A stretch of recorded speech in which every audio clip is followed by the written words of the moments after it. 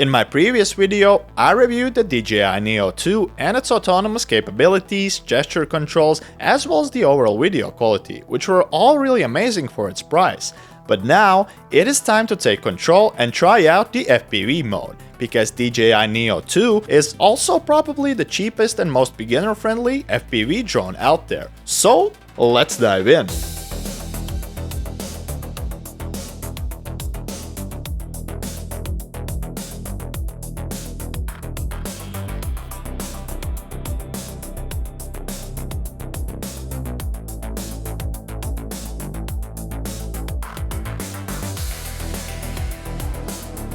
That looked intense, right? Like, I've been flying FPV for years. But here's the truth. Well, my first drone was actually the first generation DJI FPV, since I was able to get it for a cheap price at the time. I've mostly used it for just flying around and capturing scenery in normal and sports modes. What a waste, right?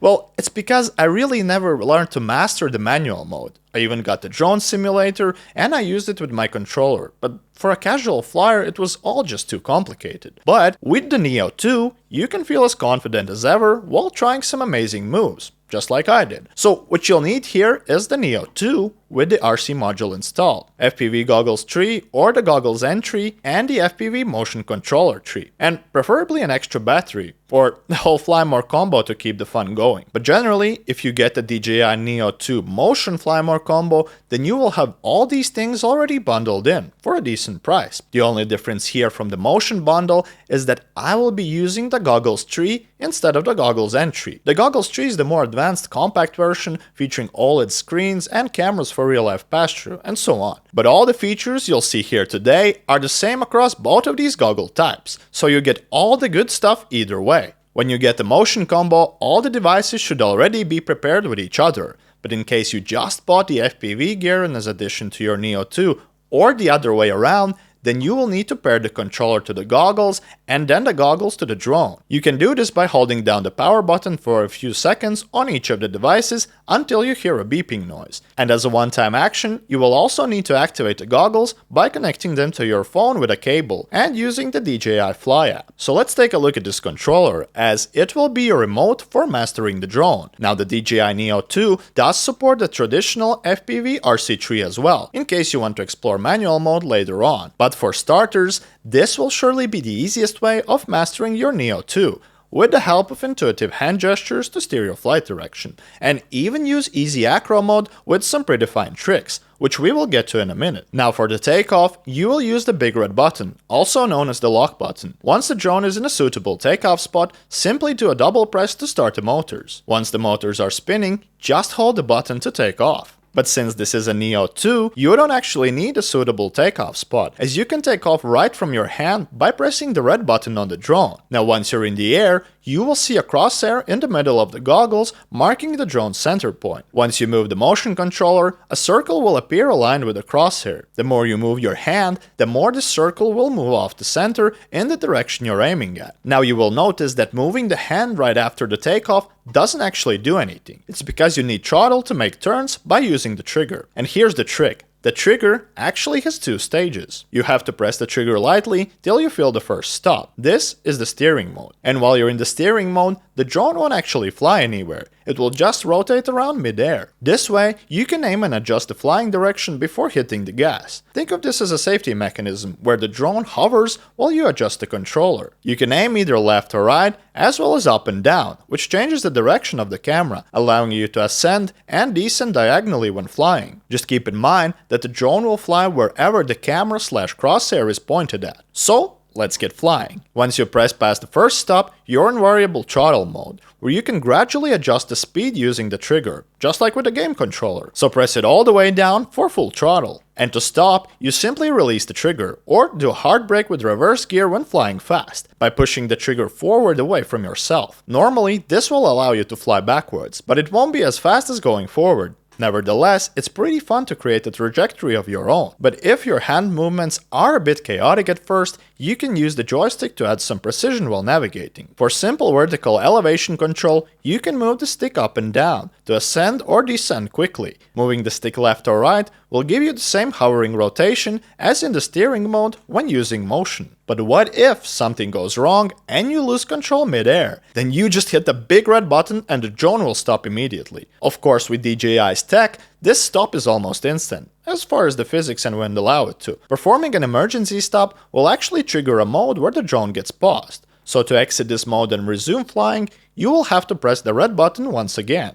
So this basically covers the basics of flying in normal mode, with obstacle detection. The more you fly, the more feeling of direction you will develop, making it feel natural over time. But now, let's get to the fun part of flying. That barrel roll you saw at the beginning, well, that wasn't really me. That was EasyAcro, as EasyAcro is a mode which lets you perform some automated moves. To access it, you open the quick menu by flicking down the directional button on your goggles, and press it down to enable EasyAcro. But before you go any further, keep in mind that by enabling EasyAcro, you get no obstacle avoidance. So from here on, you're on your own. The Neo 2 will no longer stop you from drifting into a tree. Now with EasyAcro, you have 3 sets of actions, which you can select by using the scroll wheel and perform by flicking the joystick according to the shown arrows. The first one is called slide, which is a pretty basic one. Moving the joystick up and down works the same way as in normal mode for adjusting the height, but left and right now slides the drone to either of the sides instead of normal rotational turns. Now the next one is a little more fun, called drift. It performs a 180-degree turn while flying, but the drift only has 2 directions, left or right. With these you pick the side through which the drone is going to make the turn. Just pick up the speed, flick the joystick and let it slide. But watch the throttle here, since it's better to release it and gain the momentum. Then engage the throttle once again afterwards, as you might find yourself in inverted controls while flying backwards. And this can get quite confusing at times. Now the third one is definitely the coolest one, called the flip. This allows you to perform the barrel roll I showcased earlier, and much more. Since the arrows go in all directions, you can perform a roll to either of the sides. Or you can do front flips and back flips by pushing the joystick up and down. But this mode also has some limitations. You will see it grayed out if you are flying too low, like lower than 2 meters, or if the battery is too low, like below 30%. And even a dimmer environment might prevent you from doing this. So the flip can be quite tricky at times, where I often wouldn't even understand why it wasn't available. So yeah, these are the predefined moves you can do with EasyAcro. And it's true that these tricks may feel like playing animation at times, rather than a true combo of FPV moves. But it's quite fun and definitely show off. And for a first-time FPV user, this will feel surreal, experiencing the camera flip from drone's perspective, as sometimes even aggressive regular flying can make you nauseous. I know that I've already built up my tolerance with MetaQuest, as well as the first-gen DJI FPV, so long sessions can definitely make you dizzy afterwards. And talking about dizzy, we have one more mode to look at, which you might have already seen online. That is the head tracking, and it is definitely a wow factor when it comes to FPV tech that you can also show off to your friends. But using it for daily FPV piloting is a different story. So to enable this, you first have to turn off EasyAcro from the same quick menu. And right away, you will notice that your head movements are now synced with the drone. But just like in motion steering mode,